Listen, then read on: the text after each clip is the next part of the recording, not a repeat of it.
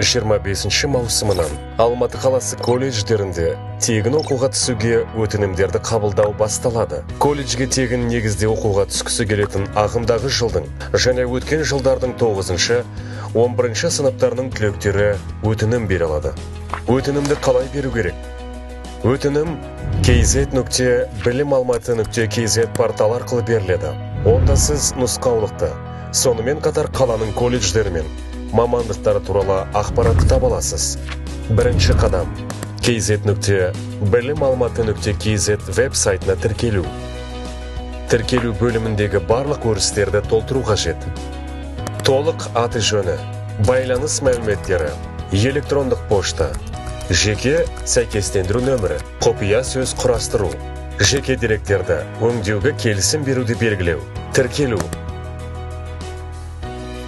Екінші қадам кәсіби диагностикадан өту. Қалауыңыз бойынша кәсіби бағытты анықтау үшін тест тапсыруға болады. Үшінші қадам өтінім беру. Өтінім беру бөліміндегі барлық өрістерді толтыру қажет. Толық аты-жөні, білімі, оқыту тілі, жеке сәйкестендіру нөмірі, білім туралы аттестаттың сканерленген нұсқасын қосымшасымен қоса тіркеу қажет. Төртінші қадам мамандық және колледж таңдау. Мамандық пен колледжді таңдау керек. Бірінші жолда сіз үшін ең жоғары басымдылыққа ие колледжді және мамандықты.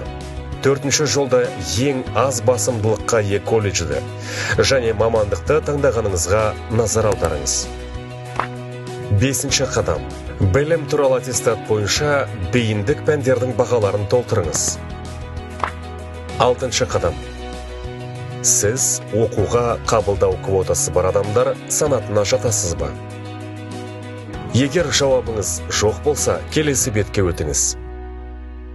Егер сіз оқуға түсу кезінде қабылдау квотасы бар адамдар санатына жатсаңыз, я батырмасын таңдаңыз және растайтын құжатты тіркеңіз.